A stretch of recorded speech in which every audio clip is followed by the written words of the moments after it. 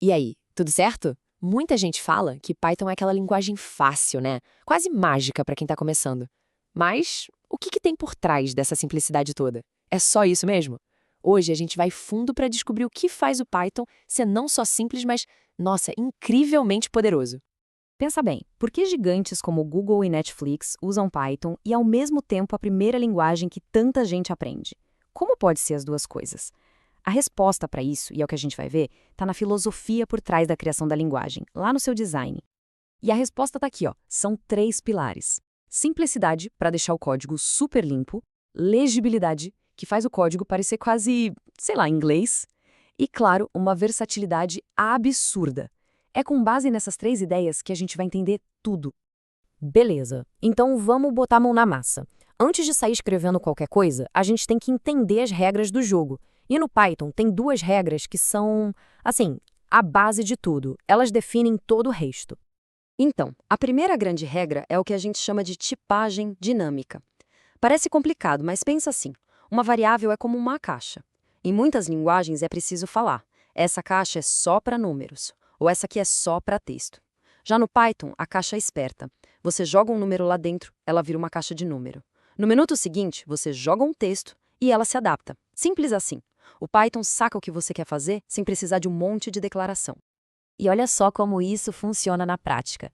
A gente não precisa avisar que A vai guardar um número inteiro ou que C vai ser um texto, nada disso. É só atribuir o valor e pronto. O Python se vira, ele faz o trabalho sujo. E é justamente isso que deixa a programação muito mais rápida, muito mais fluida, sabe? Agora, a gente chega na regra que é, talvez, a cara do Python, a indentação. Em vez de usar símbolos tipo chaves para organizar os blocos de código, o Python usa o espaçamento. É o espaço que se dá com o tab ou a barra de espaço. Pode até parecer um detalhe besta, mas o impacto disso na clareza do código é gigante. Olha essa comparação que fica tudo mais claro. Na esquerda, o jeito de outras linguagens, cheio de chaves e parênteses. É fácil se perder aí no meio. Agora olha à direita, o Python é limpo, é direto. E sabe qual é a grande sacada disso? A indentação te força a escrever um código organizado, não tem escolha. Então, não importa quem escreveu o código, ele sempre vai ser fácil de ler. É o fim daquela bagunça visual. Ok, então a gente já entendeu as regras do jogo. Mas e as peças? O que a gente manipula? Dados, né? Porque um programa sem dados não serve para nada. É tipo um carro sem gasolina. Para um programa conversar com o mundo, ele precisa basicamente de uma boca e de ouvidos. O ouvido é o input, é com ele que o programa escuta o que a gente digita. E a boca é o print function, que mostra as coisas na tela. E aqui tem um detalhe super importante. O input function sempre escuta tudo como se fosse texto. Mesmo que a pessoa digite um número para ele, é texto. Beleza, mas depois que a gente pega esses dados, a gente guarda onde? Bom, principalmente nesses 3 tipos de potes ou recipientes. São as listas, as tuplas e os dicionários. Cada um serve para uma coisa e sacar a diferença entre eles é chave. Essa tabela aqui é o nosso mapa do tesouro. Vamos lá. Listas que usam colchetes são como uma lista de compras. Pode-se adicionar mais itens, tirar o que já comprou, mudar a ordem. Elas são mutáveis.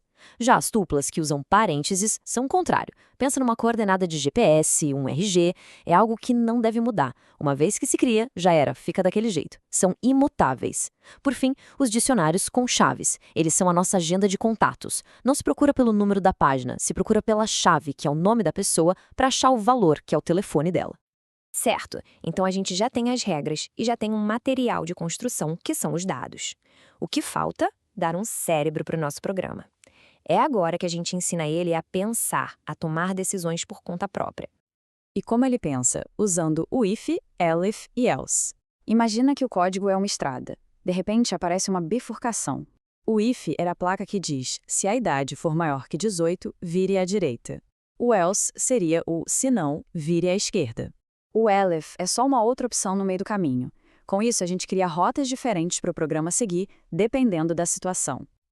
E para repetir tarefas? Porque ninguém quer escrever a mesma coisa 1000 vezes, né? Para isso, a gente tem 2 caras, o for e o while. O loop for é para quando a gente sabe o número de repetições. Tipo, para cada aluno na lista, imprima um nome. Sabe-se que vai acabar quando a lista terminar. Já o loop while é diferente. Ele repete enquanto uma condição for verdade. Imagina um jogo. Enquanto a vida do jogador for maior que 0, continue o jogo. A gente não sabe quando vai acabar, mas sabe a condição para parar. Bom, a gente já sabe criar um programa que funciona. Mas agora, o jogo sobe de nível. Não basta funcionar, tem que ser organizado, forte, um código que a gente possa reutilizar e aumentar sem dor de cabeça. E aí entram as funções. Cara, funções são a alma da boa programação. A melhor analogia é uma receita. Imagina que existe uma receita incrível de bolo. Em vez de escrever todos os passos de novo toda vez que se quer o bolo, basta dar um nome para ela: receita underline de bolo. Agora, sempre que precisar, é só chamar. Faz a receita underline de bolo. É isso que uma função faz. Empacota um bloco de código com um nome para a gente poder usar de novo e de novo. Mas e se a gente precisar de uma ferramenta super complexa que a gente não sabe ou não quer construir do zero?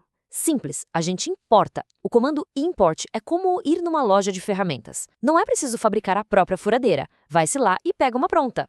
Em Python, essas ferramentas prontas são os módulos. Quer fazer um gráfico? Import Matplotlib.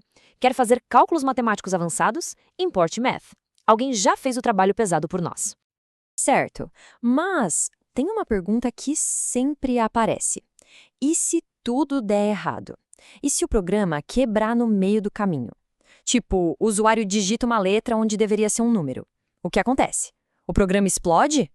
Pois é, na maioria das vezes acontece exatamente isso. Esse código aí está tentando fazer uma mágica impossível, transformar a palavra texto num número. Não dá, né? O resultado? Um erro vermelho na tela e pronto, o programa para de funcionar. Para quem está usando, é horrível, a tela simplesmente congela. Mas o Python tem uma solução super elegante para isso, o try e o except. Pensa nisso como uma rede de segurança. Coloca-se o código que pode dar problema dentro do bloco try, ou seja, o programa vai tentar executar aquilo ali. Se der um erro, em vez de quebrar tudo, ele calmamente pula para dentro do bloco except e executa o que está lá. O programa não para, o erro é tratado e a vida segue. É sensacional. Então, olha só o caminho que a gente fez. Passamos pela filosofia da simplicidade, entendemos as regras essenciais como a indentação, vimos as ferramentas para guardar dados e, por fim, como construir blocos de código organizados e seguros. Vimos que o verdadeiro poder do Python não está na complexidade, mas em como ele torna as coisas complexas simples. Então, a pergunta que fica não é mais o que é Python, e sim, com tudo isso em mãos, que problema poderia ser resolvido? As ferramentas estão aí, o que dá para construir com elas.